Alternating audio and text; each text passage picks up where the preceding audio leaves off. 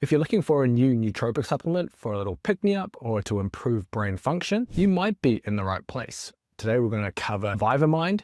I'm going to give you the full rundown of this nootropic supplement. We're going to cover the ingredients, the dosages, its effectiveness, and the price, and if it's even worth for you to get, and potentially if there are other better options. As you may hear, this bottle is empty. My wife ended up actually finishing this Vyvamind bottle off because she actually quite liked it. But I'm going to cover why this particular ingredient stack is actually one of the better nootropic stacks, but it may come with some complications that you should be aware of.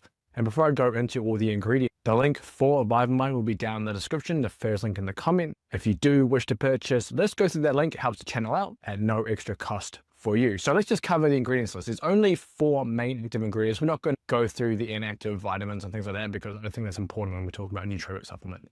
The first one we're looking at is L-tyrosine. Now, L-tyrosine is one of those ingredients in nootropic supplements that is always underdosed. Within the research, we see around 2 grams being given or more to elicit effects like improved cognitive function under stress. Now, Vyvamind has 300 milligrams of L-tyrosine. Now, I'm not going to fault them on that because there is not one single supplement that has 2 grams of L-tyrosine.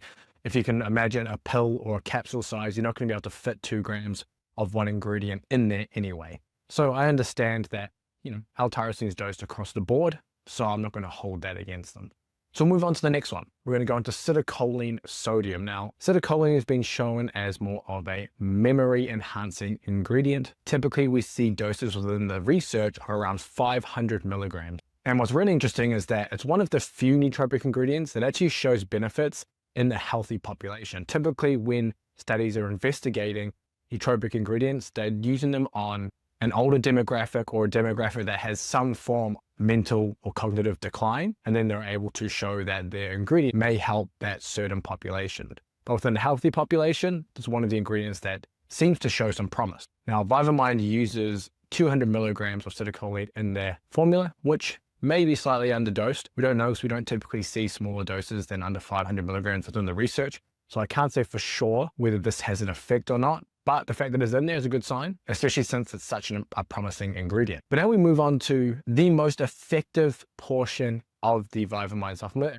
One of the reasons why my wife finished this bottle every morning, because it can be used as a coffee substitute if you don't like coffee or you're trying to, for whatever reason, to reduce your coffee intake. And that is the caffeine L-theanine stack. And if you're not familiar, it's probably one of the more, original nootropic stacks where L-theanine is used to enhance the effects of caffeine by taking away the negative side effects that can be associated with caffeine intake in some individuals. For example, you're probably familiar with jitters and anxiety that comes along with higher caffeine doses, or if you're very sensitive, even small caffeine doses. L-theanine actually takes that edge off and gives you a little, you could say, a smoother energy and a smooth mental clarity on the back of it.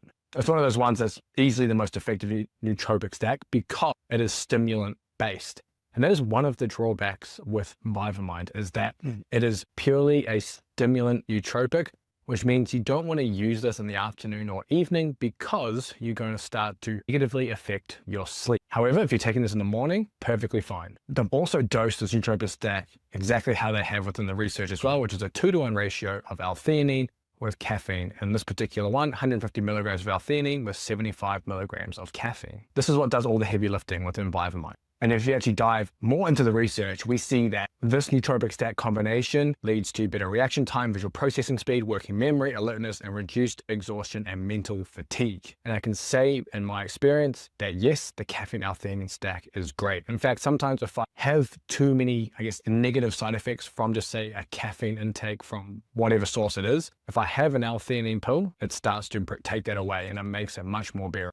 The next question becomes the price. Is this even worth what it costs? And you'll find that Vyvamind comes on the more expensive end of the nootropic landscape. Not the most expensive. There are far more expensive nootropics now per serving that you can find, which we will be covering on this channel. But in terms of nootropic market, this is more on the higher end. We're talking $2.50 per serving down to about $2.30 per serving, whether you're buying 1 bottle or a bulk 3 bottle. And we're talking a range of $75 for 1 bottle, and that gives you your 30 servings, or essentially a month, and $207 for the 3-bottle bundle. Now, if you're buying $5 coffees every day, this is basically half the price, and it's going to give you many of the same, and if not better, cognitive benefits than coffee. But again, it comes as a stimulant-based nootropic, which me personally, I'm not such a fan of because I don't want more stimulants when I'm having my nootropic supplement. So if a stimulant nootropic isn't right for you, I highly recommend you check out this video next, which covers our best nootropics